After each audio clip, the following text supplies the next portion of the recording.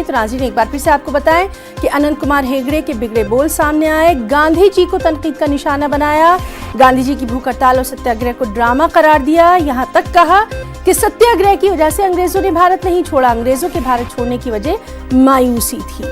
चलिए एक और अहम खबर कोरोना वायरस से जुड़ी।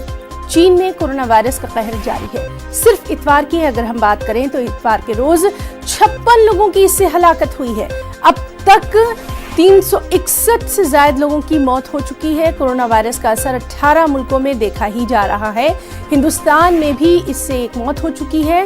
काबीनी सेक्रेटरी की जानिब से एक एडवाइजरी जारी करके लोगों को चीन का सफर न करने की हिदायत जारी की गई है। ट्रैवल एडवाइजरी में कहा गया है कि हालात मामूल पर आने तक चीन के सफर से इज्तनाब किया जाए, परहेज किया जाए। और चलिए सीधे रुख करेंगे दिल्ली का, जहां मौजूद है हमारे साथी शैलेंद्र वांगू। शैलेंद्र, कोरोना वायरस पर लगातार हिंदुस्तान की भी नजर बनी हुई है और खासतौर से ट्रैवल एडवाइजरी भी जारी की गई है और चाइना से जो यहाँ पर लोग आ रहे हैं उनके लिए भी कुछ खास एडवाइजरी जारी की गई है। क्या कुछ तफसीलात?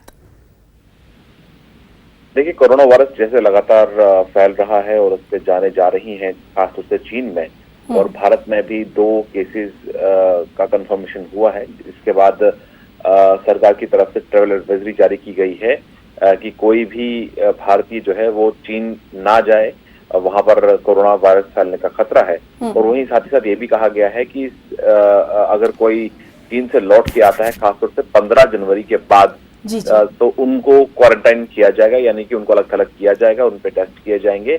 और अभी तक कुल करीब 60,000 पैसेंजर्स को स्क्रीन किया गया है 445 फ्लाइट से जो भारत पहुंचे हैं और उसमें से 142 ऐसे पैसेंजर्स हैं जिनको आइसोलेशन में रखा गया है। हालांकि अभी तक कोई कंफर्मेशन नहीं आया है सिवाय सिर्फ 2 लोगों के, जो कि केरल के 2 केसेस हैं।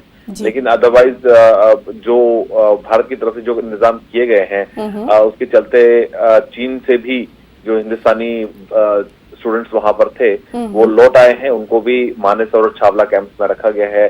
क्वारंटाइन के तहत उनकी स्क्रीनिंग की जा रही है, उनका मेडिकल असिस्टेंस दी जा रही है। तो जाहिर तौर पर ये ऐसा आउटब्रेक है जिसको लेकर भारत सरकार लगातार रिव्यू कर रही है हालात के, और इसी बीच ये ट्रैवल एडवाइजरी भी जारी की गई है। जी शैलेंद्र, बहुत बहुत शुक्रिया अदा करना चाहेंगे आपका और लगातार इस अहम खबर